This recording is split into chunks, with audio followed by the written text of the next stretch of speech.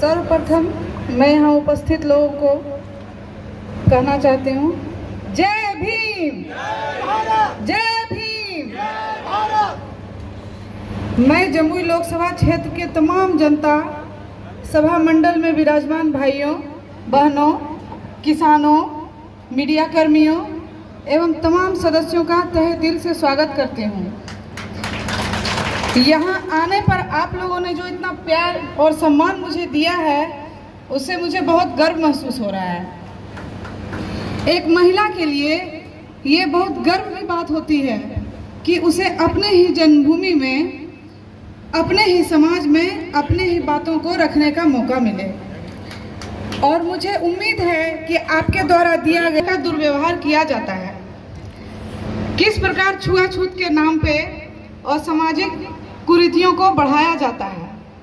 परंतु इन सब बातों से परे मैं आप लोगों से कहना चाहूँगी कि आज जिनकी बदौलत हम लोग को बोलने का मौका जिन्होंने दिया है, डॉक्टर भीमराव अंबेडकर जी ही थे जिन्होंने दलितों और पिछड़ों को हक दिलाने के लिए लड़ाई लड़ी और कानूनी प्रावधान के जरिए दलितों और पिछड़ों का हम लोगों को अपना अधिकार दिलाया।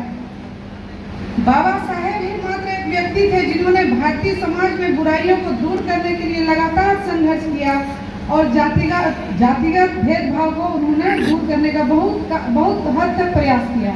लेकिन अभी पूरा भेदभाव खत्म नहीं हुआ दोस्तों, है ना। अभी भी हम लोग कहीं जाते हैं तो हम लोग को बहुत नीच दृष्टि से लोग देखने का काम करते हैं ना। वर्तमान में अगर बाबा साहेब के सिद्धांतों को कोई जीवित रखा है तो वो है माननीय कांशीराम साहब जी, जो आज की तारीख में हमारे आदरणीय नेता लालू प्रसाद यादव जी कर रहे हैं, जिन्होंने 1990 के दशक में ऐसी क्रांति लाई जिसके कारण 1990 से लेकर आज तक हम अपनी आवाज किसी के सामने मजबूती से रख पाते हैं। और उन्होंने ही हमें मानसिक रूप से भी आजाद किया, आजादी भी दिलाई मानसिक रूप से, और अपनी लड़ाई लड़ने के लिए हम लोगों को प्रेरित भी किया। आज इस सभा में जितने भी लोग मौजूद हैं, हम सभी लोग बाबा साहब के ही अनुयायी हैं और संत शिरोमणि दास के वंशज हैं। जहां एक और बाबा साहेब ने हमारे समाज में संविधान की नींव को मजबूत किया, हमें लोकतांत्रिक हक और अधिकार दिलाया, समानता और सम्मान से जीने का अधिकार दिलाया।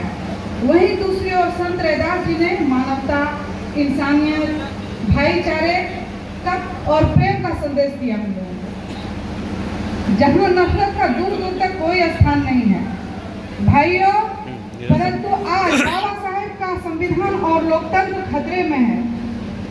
हमारा हक और हमारा अधिकार हमसे छीना जा रहा है और मनुवादी सोच के लोग के द्वारा उन अधिकार को खत्म करने की साजिश रची जा रही है।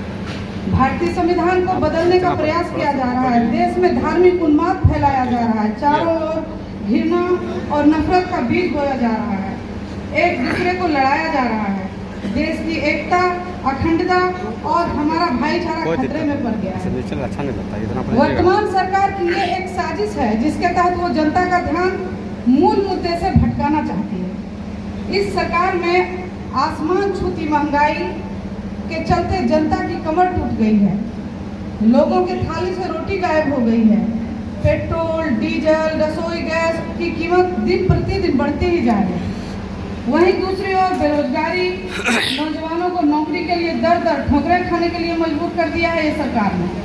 सरकारी नौकरियों को समाप्त किया जा रहा है। किसानों को फसलों का उचित दाम नहीं मिल पा रहा है।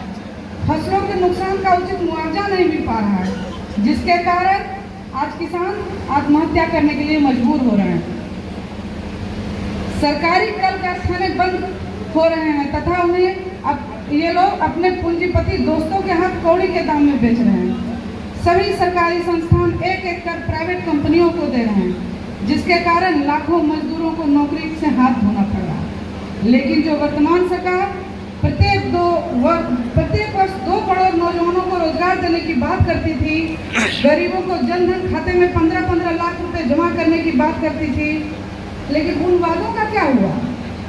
क्या मिला आप लोगों को 15-15 लाख रुपया? सारा का सारा जुमला साबित हुआ उनका। समय में देख लीजिए, गरीब, दलित, पिछड़ों और अल्पसंख्यक भाइयों पर प्रतिदिन अत्याचार बढ़ते जा रहे हैं, लेकिन इस मोदी सरकार के काम पे जू भी नहीं रहे हैं। और जब बात करें महिलाओं के आरक्षण की, तो जहां 50% भागीदारी होना चाहिए था हम लोगों को, वहां मात्र 33% आरक्षण की बात कर उसमें भी हम लोगों का अधिकार इन लोगों ने छीनने की कोशिश की है। वर्तमान सरकार देश में जाति गणना से पीछे भाग रही है ताकि हमारा वाजिब हक हमें नहीं मिल सके, जबकि जाति गणना से जिसकी जितनी आबादी उसकी उतनी हिस्सेदारी का सपना पूरा होगा। गरीबों, दलित, पिछड़े, अल्पसंख्यक भाइयों एवं बहनों, हमें अभी भी सामाजिक न्याय की लड़ाई लड़नी है। समाज में आज भी छुआछूत, भेदभाव, नफरत है।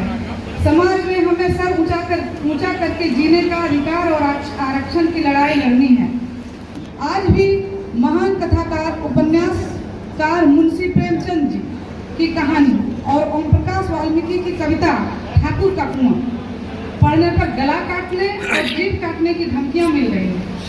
सामंतों का शोषण, जुल्म और मानसिकता में कोई फर्क नहीं पड़ रहा है। भाइयों, आइए हम सब मिलकर सामाजिक न्याय की मिसाल को लेकर आगे बढ़े और इसे क्रांति की चिंगारी निकालें। क्या आप लोग साथ हैं? हाथ खड़े करके बताइए। मैं इस जमुई क्षेत्र की बेटी हूँ। मुझे अपने जन्मभूमि की सेवा करने की लालसा है और दृढ़ इच्छा भी। मैं अपने जन्मभूमि को कर्मभूमि बनाना चाहती हूँ।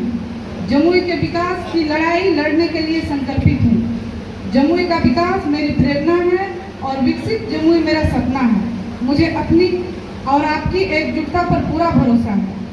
आपके आशीर्वाद चाहती हूँ और मुझे पूरी उम्मीद है कि आप सबों का प्यार, स्नेह और आशीर्वाद मुझे मिलेगा। लास्ट में, अंत में एक राजनीति नहीं, आपका अपना कीमती समय देने के लिए मैं आप तमाम लोगों के लिए प्रति आभार व्यक्त करते हुए अपनी वाणी को